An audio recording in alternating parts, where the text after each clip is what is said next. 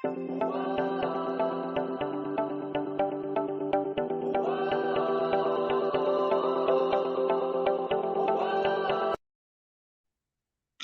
evening, everybody. This is your boy D Mac, and I'm back because I have a bone to pick.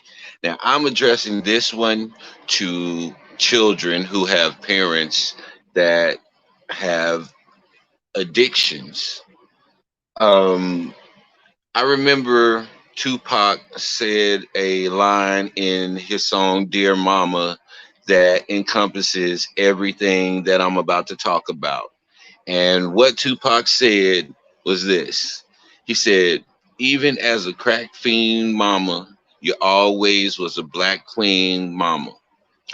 Tupac understood what drugs would do to a person. Tupac understood that life brings about situations that causes people to look for out, to look for a release, and sometimes that release is drugs. Tupac also understood that the crack epidemic was systemically put into the black neighborhood to cause this rift that we are seeing now between child and parent. He understood that. He was there for that. His mother was a Black Panther, and they saw how crack was brought into the neighborhood to disperse the Black Panther Party as well as to fund the Iran Contra incident. So Tupac saw the intentional destruction of black men and women by drugs. And so he had an understanding of it. And so he didn't hold that resentment towards his mother. Maybe as a young man he did when he didn't understand, but when he gained understanding, he let everybody know that even as a crack fiend mama, she was still a black queen mama because she took care of them despite that thorn in her side. And so now you have a lot of children out here who feel like they have the right to disrespect the parent who's struggling with addiction. Little do they know that they are taking days off of their life by not being able to understand what's going on or even trying to understand what's going on with their parents, because most children, let's be honest, they see their parents as being their heroes. Most parents are their children's first heroes, and they want to grow up to be like their parents. They often take on the attributes of those parents. And so when they get old enough to see the dark side of what their parents is going through, it really lets them down, and it really brings about bitterness and resentment in that child for seeing their hero fall as far as they fall due to their addiction.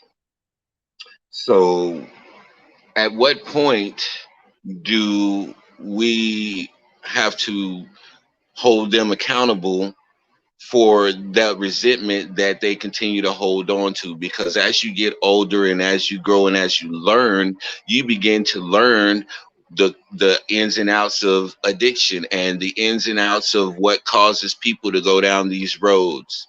And so when you learn that and you still harbor those resentments and that bitterness towards somebody, now you've made a conscious choice to be angry. Now you've made a conscious choice to not forgive, and that is going to be held on you. You are going to be held accountable for that. So for all of the children out here who have been hurt by a parent who's struggling with addiction, you have to find forgiveness in your heart, not for that parent, but for yourself, to be able to move forward without that bitterness and without that resentment in your life, because all it's going to do is make you an angry person. And stress kills. We all understand that. So I want you children to understand some things, because whatever parent, whether it's your mother or your father, who's going through the addiction, yet they still are out here working and doing what they have to do to make sure that you have everything that you need, but you are so blind by your anger and your resentment that you can't see any of that. All you see is the wrong that they do. You have some work to do. You really have some work to do, your own personal self. It's not for anybody else to do. It's your own personal work that you have to do. You're going to have a come to Jesus meeting with yourself and Jesus and the Holy Ghost and figure out how you're going to be able to release yourself from all of this hurt and resentment that you brought upon yourself that you're not willing to let go.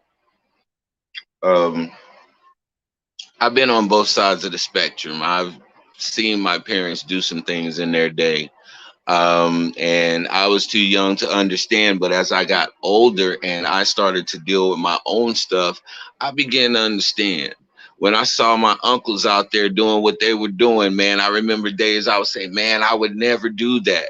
But life circumstances and situations led me down a similar track as them. And now that I've been through it, I understand what my uncles was going through. I understand what my aunts and my cousins was going through.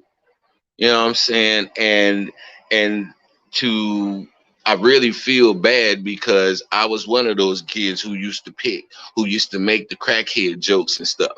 And now that I'm going through my life and I hear those same jokes being referred to me because of things that I've done in my life, it don't feel good.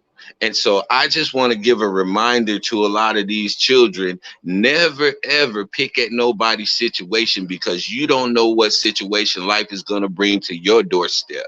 And you don't know what you're going to indulge in and what you're going to get caught up in, that you're going to need some grace and mercy and some understanding. So if you can't see that and have that for somebody else, then why would you expect someone to have it for you? That's why God said, do unto others as you would have them to do unto you, because the same grace and mercy that you're expecting when you mess up is the same grace and mercy that you're going to have to be able to supply to others when they mess up. That's how this system goes. That's how this thing works. And so people, children, that's who I'm talking to, children of parents who are fighting addiction. You're going to have to let go of that anger and that resentment at some point. And I know it hurts, and I know that they've done a lot of things to hurt you. I know they have. No one wants to see their hero fall. No one wants to see the person that they look up to become something that they can't respect or that they can't mimic. That's a hurting feeling. But at the same time, if you really truly love a person the way you say you do, then you're going to be there for them and be able to help them through what they're going through. That's what love is. So if your love is predicated on what a person does for you and how a person looks out in public for you, then that's not real love. And you don't have any real love for that person. And you need to go and find out what real true love is, because that's not it. I'm going ahead and leave it on that note, man. This is your boy D-Mac. Y'all know what I say. Sticks and stones can break your bones, but the word can always heal you. I'm out.